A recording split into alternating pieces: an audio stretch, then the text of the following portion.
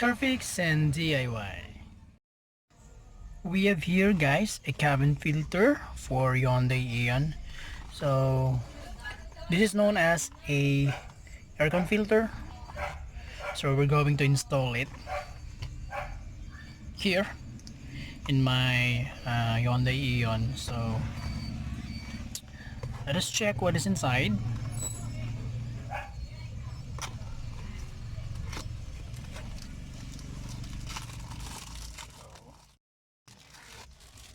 Okay, so this is the aircon filter. Just remove the plastic. So okay, then we'll teach you later on how to install it. This one. Okay, so let's check the packs. Okay,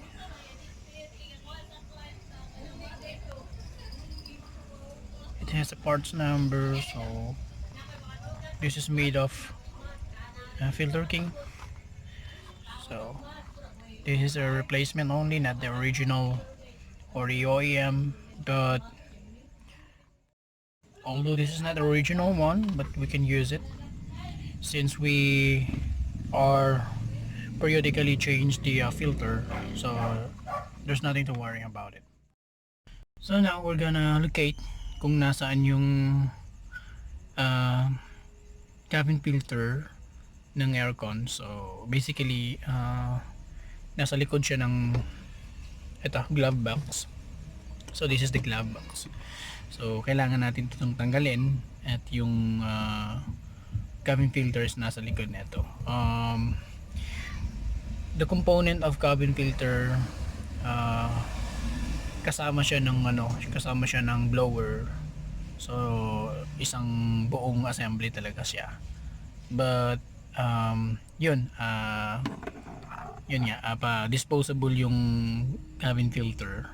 So tatanggalin natin yung luma at papalitan natin ng bago. So we're gonna change a new one. So plug and play lang siya. Now let's gonna remove the glove box. So check natin yung gilid. Okay, parang ayan, gagamitin mo lang kasi magkabilaan yan. So ipupull mo lang siya ganon, ayun. So ayan, oops, right, tapon tong mga belongings natin dito. Ayan, so as you can see, ito yung blower, nasa loob yung blower. So basically yung cabin filter is nandito rin sa part na doon. Ayan,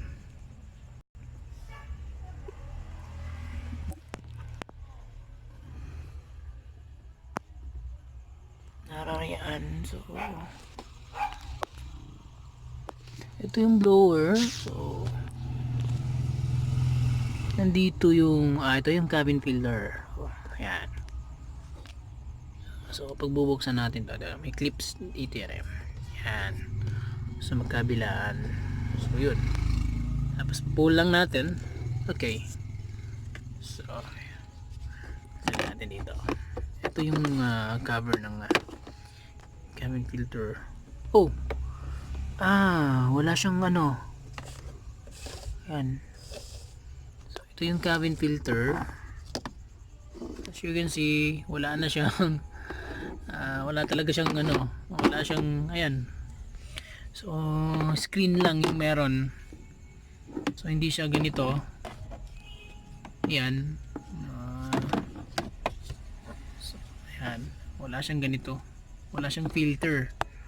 So ito yung sa original niya, meron lang sa kanya is itong screen. So kaya pala minsan medyo may alikabok yung buga ng aircon. So yan pala, wala pala siyang ganito, wala siyang filter. So ito yung ano, stock. Ayan. Yan, medyo madumi na.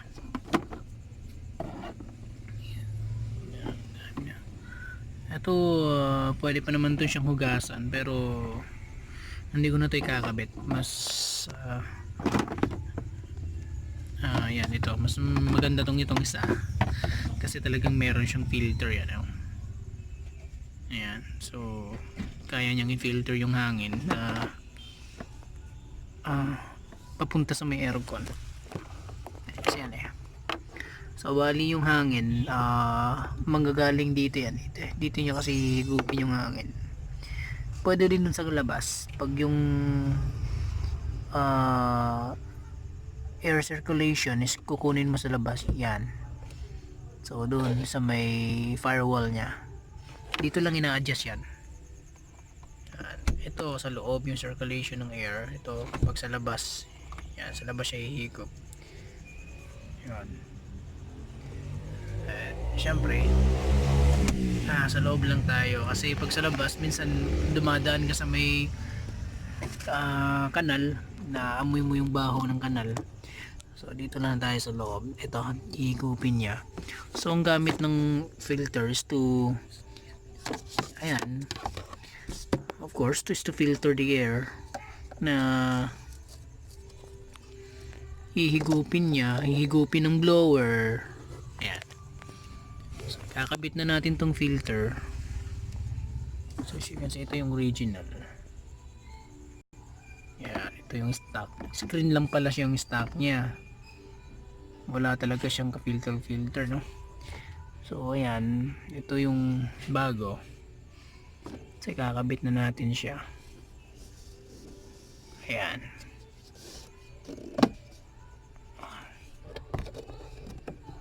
Ayan.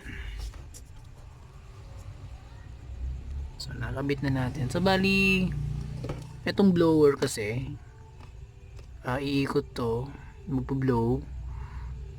Ayun nga, iikot. Of course. Iikot siya, hihigupin niya yung hangin dito. Yan, hihigupin niya papasok dun sa ito, hihigupin ng blower. Of course, itong filter i-filterize niya yung hangin papasok dito sa blower at papunta dun sa may ayan. Ito yung evaporator nandito.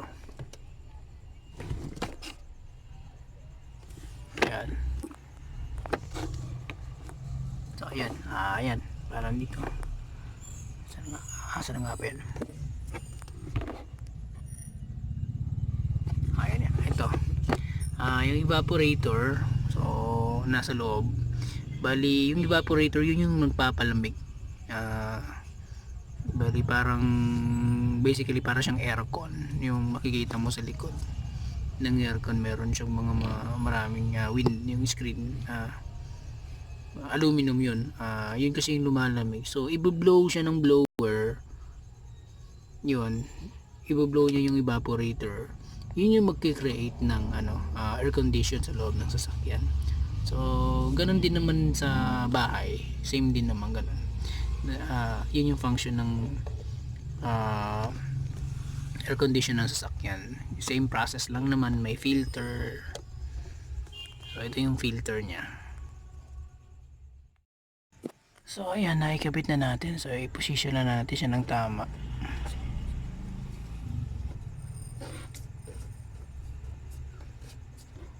Ayan. So ito yung cover niya. Ayan. Push na natin doon. Yun. Ayan. So okay na. Now, try nating i-test yung aircon.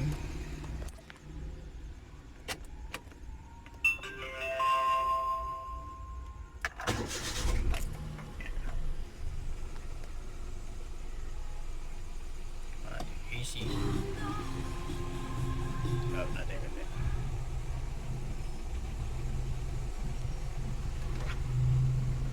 Close natin yung window.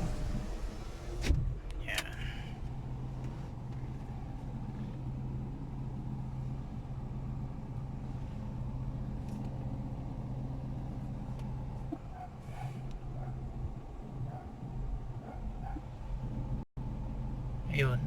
Bali yung buga ng aircon, mas ano na siya, mas hindi na siya yung parang maalikabok. Talagang napakalinis na yung buga ng aircon. Pinong-pino na talaga yung hangin. Tsaka yung ayan, yung mafe-feel mo talaga yung lamig. Ah, yan, malamig na talaga siya. Wala na siyang parang alikabok or ano. Kasi ito yung luma eh. Ayan, talagang wala siya talaga siyang filter oh. So as you can see ngayon oh, tingnan nyo. Oh. Ayan, ito yung mga alikabok yan. Ayan, ito yung mga alikabok niya. So pwede din naman to siyang hugasan pero may maliliit siyang ano eh, butas oh. So, possible pa rin na pumasok yung mga alikabok. Unlike nung inilagay nating bago, talagang filterize niya yung ano, hangin. Unlike nito nga, para lang siyang screen eh. Hindi talaga siya yung tipong ito talaga ano eh, bali parang ano lang to, parang just on a sort na malagyan ng filter. Ewan ko kung bakit ganito yung nilagay nilang filter eh. Dapat talaga yung same nung kaninang inilagay natin. Dapat ganun yung filter. Kasi yung pinag-installan ko dati yung sa may Hyundai Gets ko, ganun din. Hindi ganito yung filter. So bali parang ano lang to eh. Parang freebie na lang to nila. So ayan, siguro alam din nila na magpapalit din naman yung may-ari ng filter, so kaya baka ganito na lang yung nilagay nila. Kasi bago pa naman yung sasakyan, so since na brand new kasi itong sasakyan eh, kapag nabili mo ng brand new or nakuha mo ng brand new, ganito yung filter pa. So ayan, ayan, talagang original pa siya. So expected na talaga na pag nakuha mo to ng bago or brand new, so expected na talaga pag magpapalit ka ng air filter, ganito na yung makikita mo. So yun na nga eh, kasama na rin kasi sa maintenance yun na magpapalit ka talaga ng filter. So ayan, katulad din ng air filter dun sa may makina yan. Kapag nagme-maintenance tayo ng sasakyan o PMS, usually kapag sa aircon kasi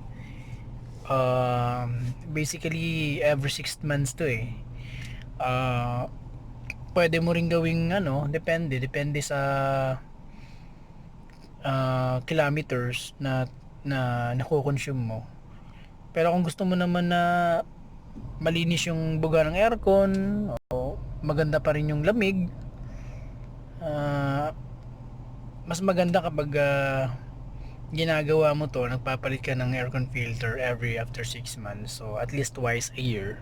So mura lang naman yung aircon filter, so ang bili ko noon nasa 170 or 80, so binili ko ng online. Ayan, kare-receive ko lang ng package, so kasama na rin dito yung air filter at saka yung spark plug. So maybe on the other day or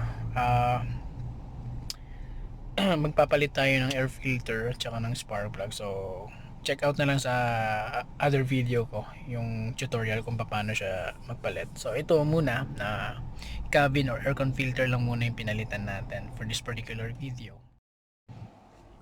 So ayan guys, napakalamig na yung ano ng buga ng aircon. Kasi mas mafe-feel mo yung lamig niya eh kapag wala siyang halong alikabok. Talagang pinong-pino yung ano, yung buga ng aircon. Unlike kasi kapag ganito lang, parang may kasama siyang alikabok. Syempre, kahit nasa loob yung circulation ng air, may mga alikabok din kasi meron din kasi mga alikabok yan, lalo na dito sa loob. Ayan, may makikita kang mga alikabok. So, dapat kailangan din talaga ng aircon or cabin filter. So, ayan guys, I hope you do enjoy watching this video. May natutunan kayo kung paano mag-replace at mag-install ng cabin or aircon filter. At I hope you do like this video also, and sana yung mga hindi pa subscribe sa channel ko, guys, please subscribe kayo para naman updated kayo at may makuha kayong idea, especially sa mga pagdi-DIY ng sasakyan. Yan. We're going to upload more videos, DIYs, tutorials para naman makapag-share tayo sa inyo. So, thank you for watching. Have a nice day.